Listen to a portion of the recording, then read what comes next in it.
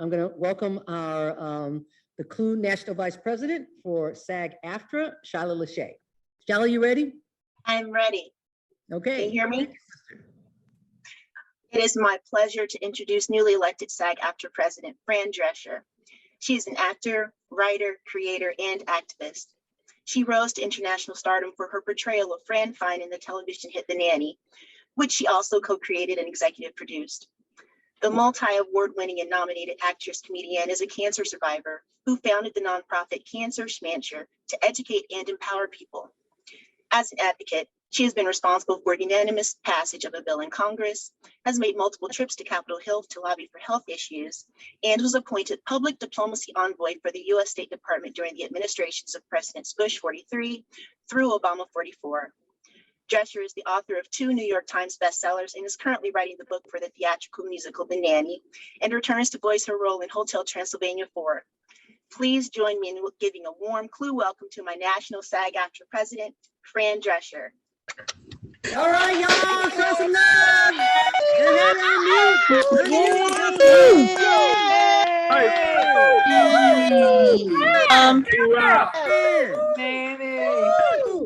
Yes, she's on screen. Welcome, Fran. Hi, everybody. Where is she? Fran. At all. There she is. There it is. There it is. Okay.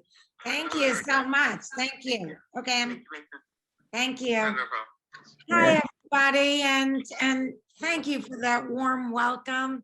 And thank you so much. Well, first of all, to Shyla Lachey, I just want to say how wonderful you are, how hard you work, how committed you are. Your service is just unparalleled. And I'm very flattered that you were the one to introduce me today.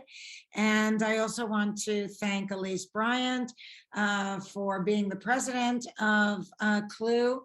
And I just feel like now that I'm the national president of SAG-AFTRA, I feel like I'm so privileged to be part of such an esteemed group of women leaders. So thank you for giving me such a warm welcome. I'm here to speak to all of you about health. And the reason why I'm the one that was asked to do that is because I've become a bit of a expert, activist, advocate ever since my cancer survival. So I feel like I have a lot of information that's very important for most women to hear, especially women, because no matter how much we have careers, we take on other roles in the workplace and the labor force, within our unions, women remain the caregiver to the child, spouse, and elder in almost every home nationwide, regardless of whether they are stay-at-home moms or whether they have careers. So it's very important that I target the woman because she's the one that's really making sure that both she and her family are healthy and well. She's often the one that's making the appointments for the doctors. And the thing that she rarely does, but needs to recondition herself to doing, is putting her own health and well-being first. Just like, you have to put your mask on the plane in case of an emergency before the child. You are useless to your family if you're 6 feet under. And what many women don't realize, particularly with women's cancers, is that at the earliest stages, which I like to call the whisper stage, it's usually the easiest to ignore and deny. And what I try and do is educate, motivate, and activate women like you to understand that you have to say, oh, this doesn't feel normal, but it's not that bad. And I have to, get to work, get food on the table, get the kids off to school. And so you tend to kick the can down the road. Don't do that, because catch it on arrival, 95% survival. If you catch dis-ease in the whisper stage, you have the best chances of curing yourself. So I am a 21-year uterine cancer survivor. It took me 2 years and 8 doctors to get a proper diagnosis. I got in the stirrups more times than Django. And every doctor had a different excuse for why I was having the symptoms that I was having, which was at that point, basically cramping after sex and mid-month staining. Now, I started at 40. I didn't get diagnosed until 42. So one doctor said, my stool changed because I was eating too much spinach. Another doctor said I had terrible leg cramp because it was restless leg syndrome, and I should probably just have some gin and tonics before going to bed.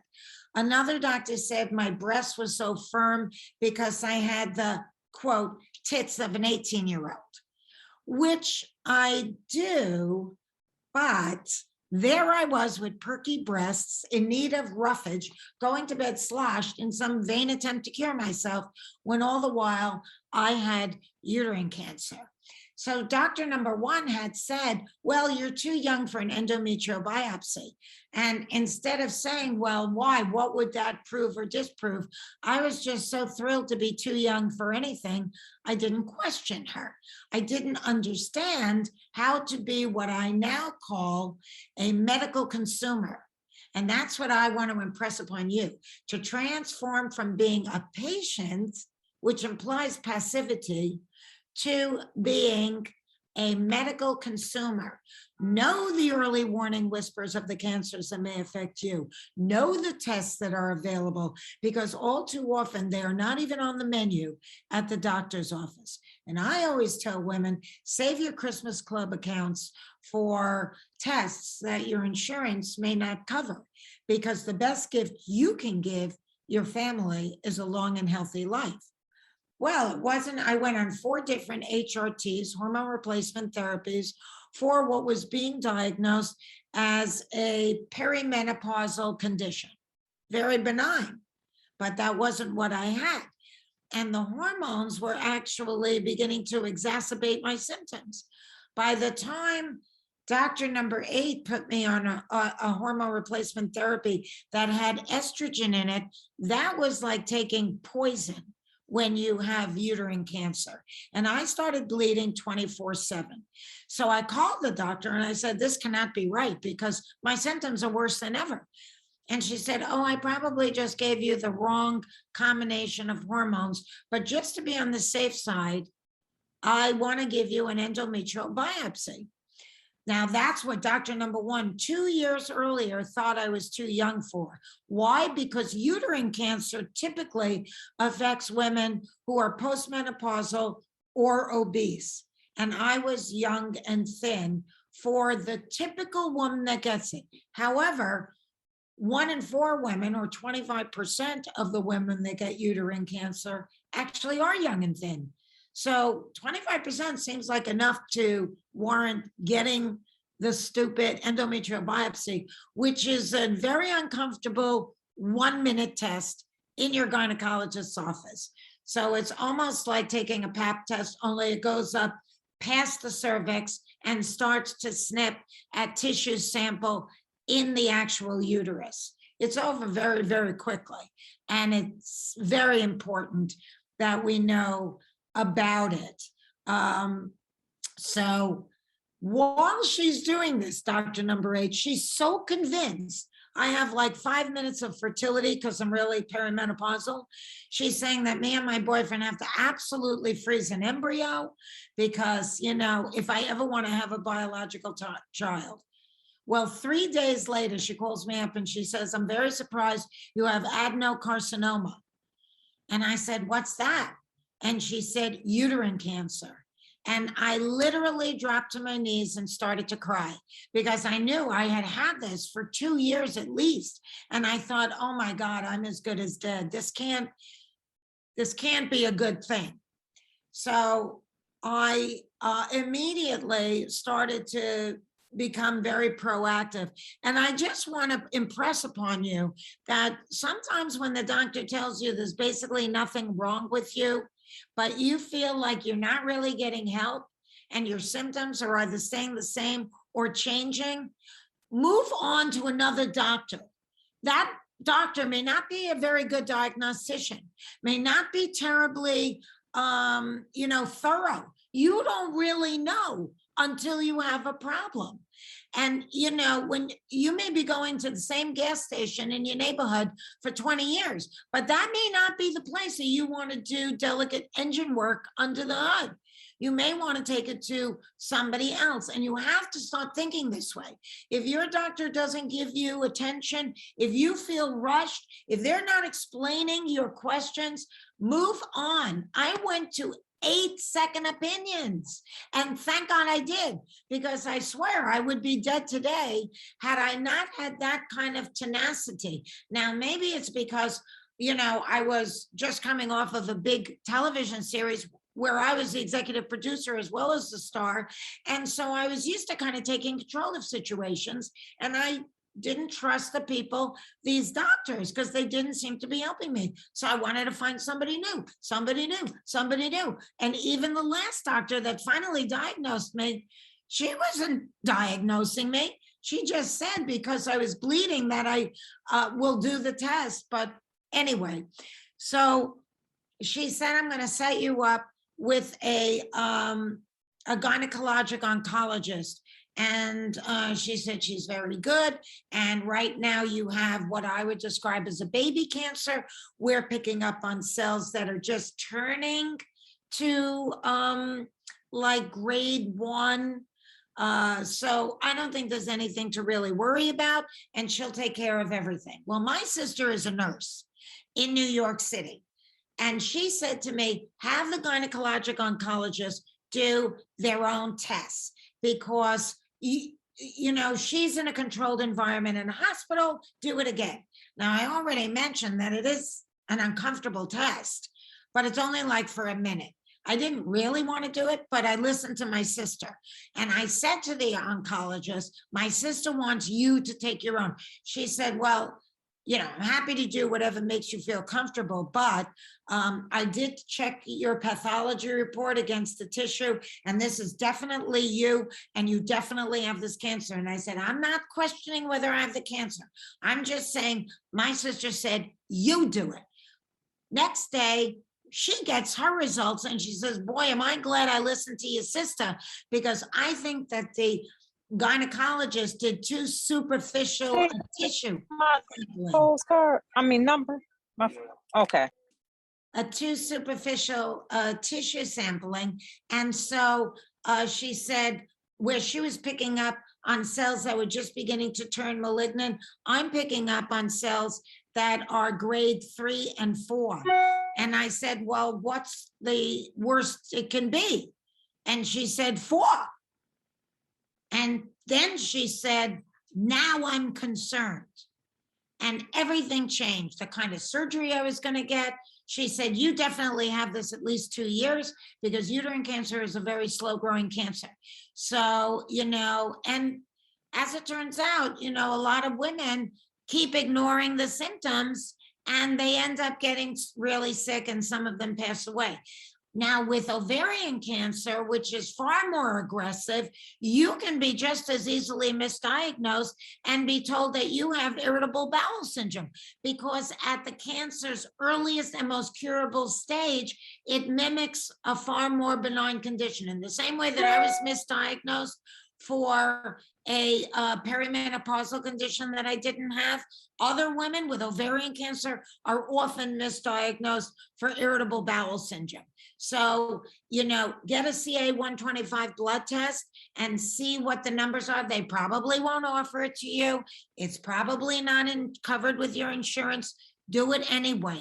And then if the numbers are abnormal, you know, give yourself a couple of weeks or maybe a month, take it again, because sometimes there's a high false positive, but not false negative. So if it's negative, you can pretty much bank on the fact that it's negative. But if it's positive, before you go under the knife, check again. That's why they don't want to give it to women, because they don't trust women to go through, you know, to not get hysterical and kind of go through a very methodical pace of figuring out what's really wrong with you. Get a transvaginal ultrasound. That also is not offered as part of your regular gynecologic exam. They'll give it to you if you're pregnant, but if you're not pregnant, you're usually going to be offered a bimanual pelvic, which is the doctor sticking 2 fingers into you and pressing on your abdomen. Well, that's not that efficient, truth be told, especially in these days when, you know, obesity is so prevalent amongst women. That doctor is not going to be able to tell if you have hyperplasia, which means that your uterus is thicker than it should be, than what is considered normal. So I had to get a radical hysterectomy, and that, thank God, cured me of my cancer.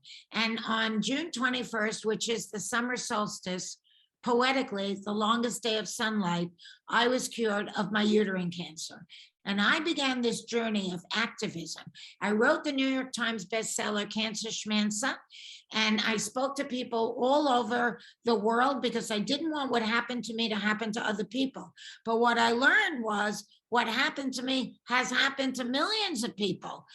Misdiagnosis and mistreatment. And for many, though thank God not me, late stage cancer diagnosis is an unfortunate consequence. So the woman with ovarian cancer, usually 80% of those women will find out in the late stages, and 70% of them will die.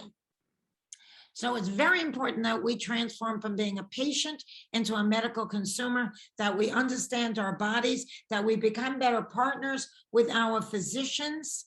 And then I started the Cancer Schmancer movement because I wanted to teach people, motivate, educate, activate women into understanding their bodies, into being proactive, and most important, into detoxing their home.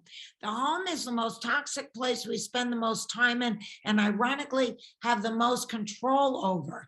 So I challenge you to look at what you are bringing into your home, because any kind of dis-ease, cancer is not something that comes from the outside and just bites you like a bug. Cancer is usually the end stage of long-term, low-level inflammation.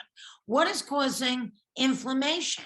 What is compromising your immune system, which is supposed to be able to catch those little irregular cells before they turn into a cancer? But if you live a lifestyle that isn't supporting your immune system, that isn't carcinogen-free and toxic-free, then you are compromising your immune system, and you're opening yourself and your family and your pets up to being vulnerable to all sorts of things, from viruses and flus to autoimmune problems, to inflammation, to, cancer. So I urge you to help yourselves clean up your house. You can go to my organization, cancerschmancer.org, and you can learn how to detox your home. I make my own cleaning products. There's nothing you can clean in your house without, rubbing alcohol and white vinegar and lemon juice and baking soda and water. And, we're sold this bill of goods, all these commercials and everything that convince us that we need all this stuff in our house, but actually it's harming us.